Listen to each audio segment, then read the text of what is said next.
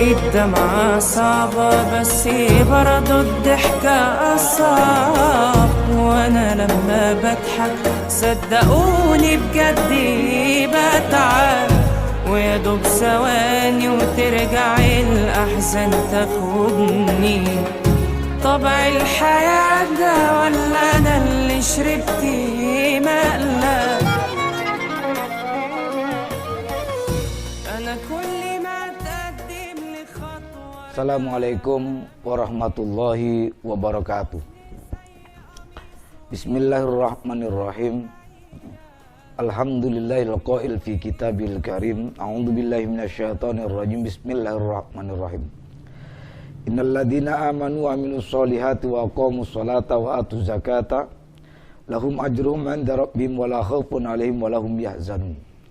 Assalatu wassalamu ala sayyidil mursalin wa ala alihi wa ashabihi ajmain wa ba'du. Kaum muslimin, pemirsa Dipo TV yang berbahagia dimanapun Anda berada. Alhamdulillah saat ini kita sudah memasuki puasa Ramadan, insyaallah pada hitungan yang pertengahan. Untuk kultum kali ini saya akan menyampaikan tentang kewajiban yang utama bagi umat manusia. Manusia diciptakan oleh Allah sebagai seorang hamba adalah semata-mata memang untuk menyembah. Jadi hakikatnya manusia dicipta oleh Allah adalah untuk menyembah Allah dengan seyakin-yakinnya. Wa'bud rabbaka hatta ya'tiyakal yakin. Sembahlah Tuhanmu dengan seyakin-yakinnya. Ini merupakan sebuah tahapan-tahapan dalam keberagamaan kita. Yang pertama, tahapan-tahapan kita sebagai manusia yang beragama adalah meyakini pada Allah. Percaya dulu kepada Tuhan yang menciptakan kita. Yang itu kemudian disebut dengan iman. Yakin, percaya terhadap siapa zat yang menciptakan kita, yang menciptakan seluruh alam jagat raya ini. Kemudian iman saja tidak cukup. Kita diharuskan untuk bagaimana secara resmi kita masuk menjadi bagian dari sebuah agama. Kemudian ada dalam ketentuan-ketentuan di dalam beragama, kita diharuskan membaca 2 kalimat syahadah. Ini di Islam. Syahadat saja tidak cukup.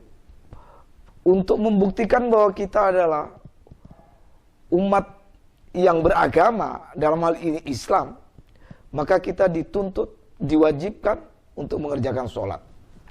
Nah, sholat inilah yang kemudian merupakan ibadah yang betul-betul utama dibanding ibadah-ibadah yang lain. Dalam hal ini saya akan menyampaikan beberapa fadilah untuk sholat berjamaah.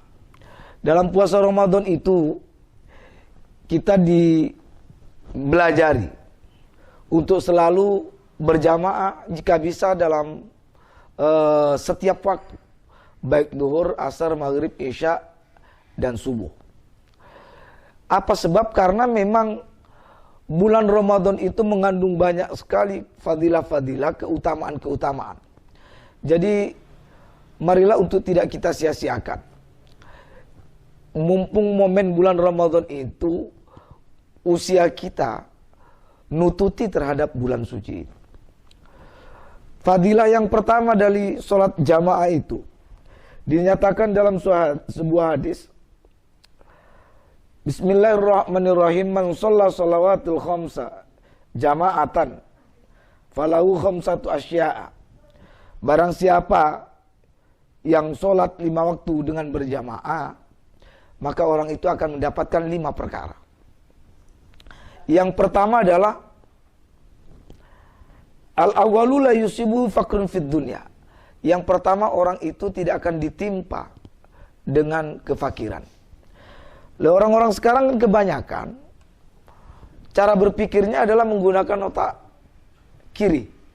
Otak kiri itu sifat berpikirnya itu step by step, bertahap dari tahap satu ke tahap berikutnya.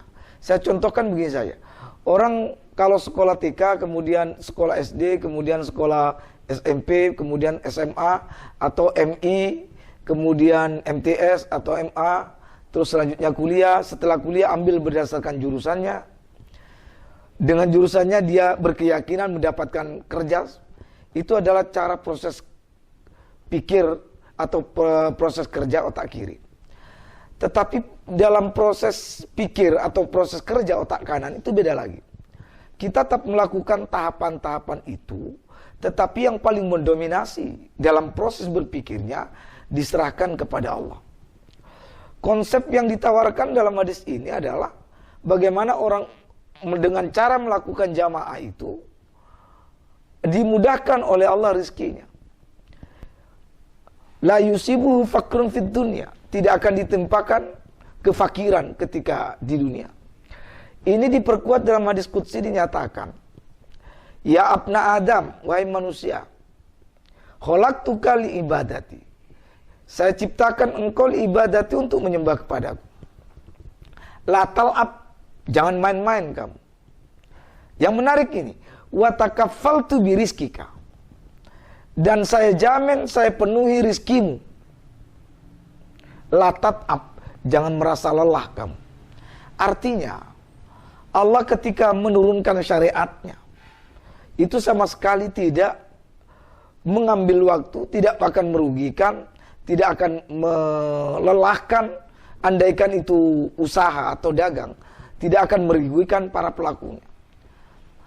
Ini yang dijanjikan Allah ketika orang sering melakukan sholat jamaah. Al-awwalu la yusibu fakrun fid dunya. Yang pertama, tidak akan ditimpa kefakiran ketika di dunia. Wathani, adapun yang kedua, yu'ta kitabuhu biyaminihi, diberikan kitabnya dengan tangan kanan, diterima dengan tangan kanannya.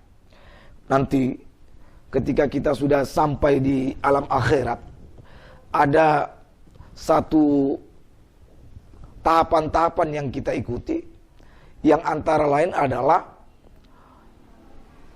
kita diberikan atau menerima amal catatan kita ketika kita di dunia. Dan ini berdasarkan amal perbuatan di dunia, bentuk menerima pun beda.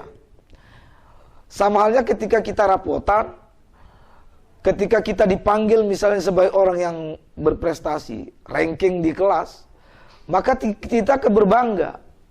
Kita naik ke panggung kehormatan, didampingi oleh kepala sekolah, didampingi oleh ketua yayasan, disaksikan oleh banyak orang.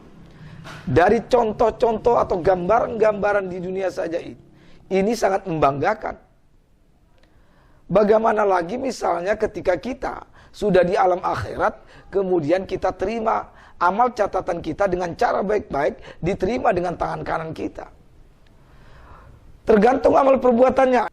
Ada kalanya nanti orang itu menerima dengan tangan kirinya. Ada kalanya nanti diterima dengan tangan kakinya. Ada kalanya nanti diterima dengan cara tangannya terbalik. Diterima barangkali nanti dengan cara tiduran. Banyak macam yang akan diterimakan. Tetapi dalam konteks hadis ini, yu'ta kitabuhu biyaminihi, diterima amal catatannya dengan tangan kanannya. Watsalitsu, adapun yang ketiga, yarfa'ullahu ta'ala anhu adzabal qabri. Allah akan mengangkat terhadap orang yang selalu melakukan sholat jamaah itu adalah tentang siksa kuburnya. Allah mengangkat siksa kuburnya terhadap orang-orang yang selalu melakukan sholat jamaah. Artinya orang-orang yang sudah meninggal ada di alam barzakh, ketika orang itu masa hidupnya rajin melakukan sholat jamaah, maka diringankan oleh Allah, diberikan kenikmatan-kenikmatan alam kubur sebagaimana kenikmatan-kenikmatan yang terjadi di dunia. Jadi tidak tersiksa. Jadi yang kedua adalah diringankan ketika berada di alam barzakh. Untuk yang ketiga yang seperti tadi, yu'ta kitabuhu biyaminihi. Kemudian yang keempat, warabiu yamurru 'ala sirat kalbarqil khatif. Yang keempat adalah orang itu melewati Siratul Mustaqim, yang menurut sebagian keterangan, Siratul Mustaqim itu tajamnya melebihi pedang, kecilnya melebihi rambut di belah 7, kemudian jauhnya luar biasa sangat jauh, di bawahnya membentang menghampar api neraka, dijaga oleh para malaikat yang luar biasa menakutkan bagi orang-orang yang merasa bersalah ketika hidupnya di dunia. Tetapi ketika orang melakukan sholat jamaah, maka kalbarqil khatif, seperti kilat yang menyambar. Artinya sebagai gambaran dari hadis ini, begitu orang itu kakinya ditapakkan kepada Siratal Mustaqim, maka dengan tiba-tiba orang itu sudah mencapai ke surganya Allah. Amin Allahumma amin. Wal khamisu, yang kelima, yudkhiluhullahu ta'ala al-jannata bila hisabin wala adabin. Barangkali ini yang kelima adalah sebagai finally, sebagai akhir dari berbagai proses kita di alam akhirat. Begitu kita dimasukkan oleh Allah ke dalam surga dengan tanpa perhitungan amal, dengan tanpa siksa, maka pinjam baca Al-Quran, nikmat yang mana lagi yang akan kamu dustakan? Kaum muslimin pemirsa di TV yang berbahagia, oleh karena itu pada kesempatan bulan Ramadan kali ini, marilah kita gunakan betul waktu selama 1 bulan penuh, selama 5 waktu, bahkan waktu-waktu di luar itu, misalnya qiyamul lail, misalnya i'tikaf, berbaik dengan orang lain, bersedekah dengan orang lain, berbagi makanan, minuman ketika menjelang buka puasa, berbagi kepada orang-orang tidak berdaya, tidak mengkebiri hak-hak orang lain, bagi yang berkemampuan zakat, membayar zakatnya, bagi yang hanya mampu sedekah, dan ibadah-ibadah malia lainnya, kita lakukan itu, kita gunakan seluruh waktu Ramadan ini dengan segala kebaikan-kebaikan. Ini yang dapat kami sampaikan.